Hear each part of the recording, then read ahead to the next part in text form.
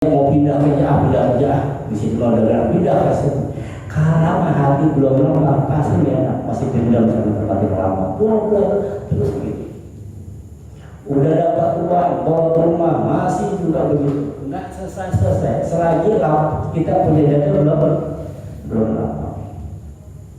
Makanya Nabi Musa itu ketika diangkat beban dadanya dilapangkan oleh Allah, beban di dalam dada dan pikiran,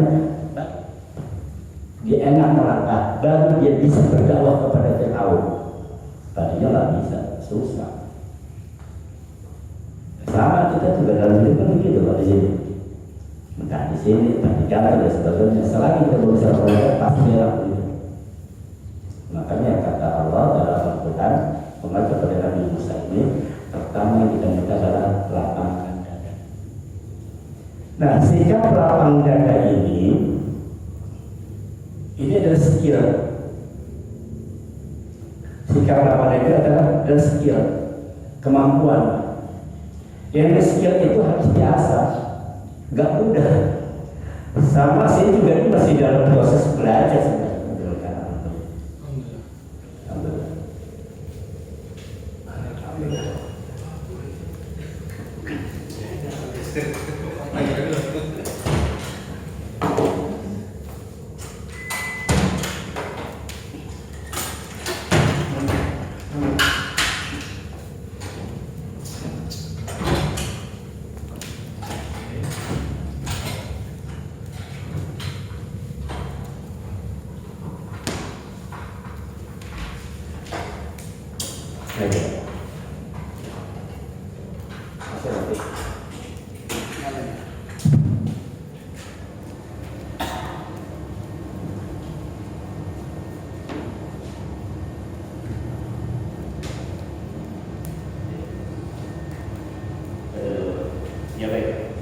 Jadi sikap lapang dada itu adalah butuh sesuatu yang instan, karena dia itu butuh skill, kemampuan itu harus diasah, harus dilatih.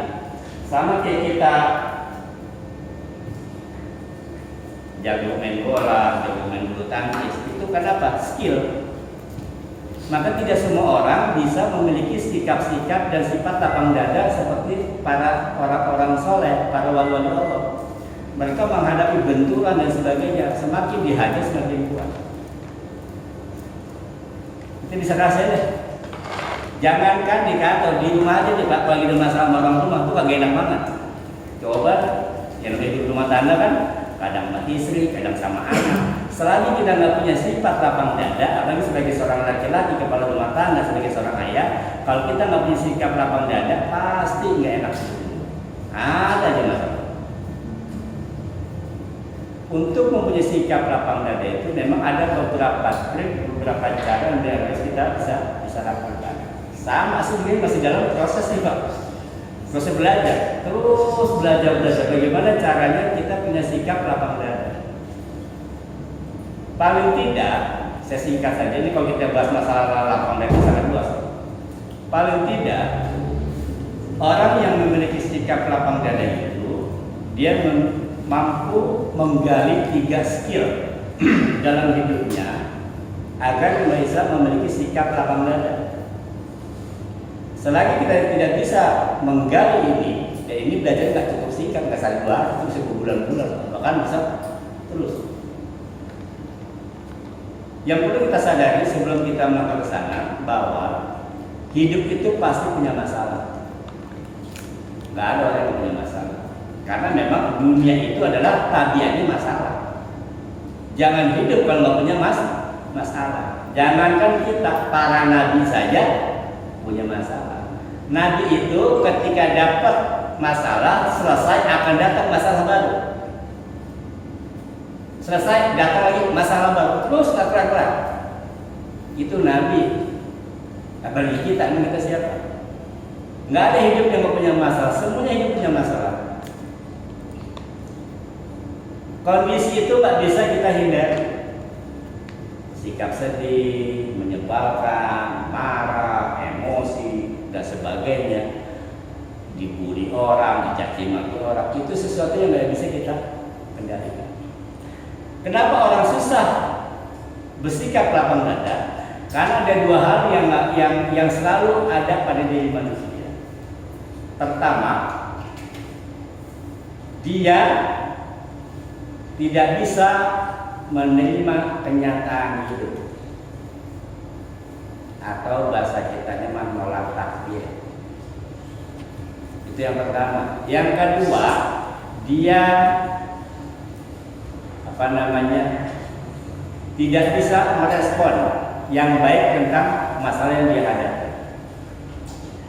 Tidak bisa memverifikasi. Contoh begini Pak, yang namanya manusia itu nggak semua orang suka sama kita, nggak mungkin. Nggak mungkin semua manusia sedunia ini orang suka sama kita. Pasti ada aja yang nggak suka sama kita, pasti ada. Ketika ada orang kesal sama kita, marah sama kita, itu kita nggak kena hisab. Contoh tiba-tiba ada WA dengan bahasa yang kasar gitu kan. Nah ketika WA itu nyampe ke kita, itu kita nggak kena hisab tuh. Nggak akan dituntut oleh Allah. Yang dituntut adalah sikap kita, respon kita atas pesan itu. Itu yang nanti akan hisab. Apakah ketika kita di WA oleh orang yang nggak enak kita balas balik, itu yang akan dihisab. Ataukah kita berbuat baik, sopan, itu pun dihisab. Kalau kita balas lebih buruk, kita akan dapat dosa. Kalau balas baik, kita dapat pahala. Adapun masalah kondisi orang nggak suka sama kita, terjadinya bahaya itu nggak bisa dihindari. Nah, seringkali kita ingin semua hidup di bawah kendali kita, di bawah keinginan kita. Padahal ada hal-hal tertentu yang tidak bisa kita kendalikan. Contoh, kamu tadi tiba-tiba yang WA gitu kan, tiba-tiba yang marah sama kita, tiba-tiba yang fitnah kita. Bahkan seorang sekelas Imam Syafi'i itu pernah difitnah. Imam Syafi'i bilang gini, bahkan Imam Syafi'i itu menurut cerita itu difitnah habis-habisan, bahkan timbul hadis-hadis palsu pada jam itu untuk memfitnah dan menjadi Imam Syafi'i. Bahkan ada hadis beredar, pada saat itu. Hadisnya begini, ini hadis palsu. Man aroda tibaan madhab iblis, batiban madhab ibu Idris. Barang siapa yang ingin ikut madhabnya iblis, maka ikutlah madhabnya ibu Idris. Ibu Idris itu Imam Syafi'i, karena nama asli beliau adalah Muhammad bin Idris. Sampai begitu Pak. Sampai hadis palsu itu beredar bahwa barang siapa ingin mengikuti madhab iblis, ikutilah madhab ibu Idris. Sampai saya demikian lupa. Terus ditanya, dibilang gini sama muridnya, ya Syekh, antum sudah difitnah habis-habisan yang merajalela, gimana? Nggak diklarifikasi? Apa kata Imam Syafi'i? Siapalah Syafi'i? Sayyidina Hasan aja mati diracun.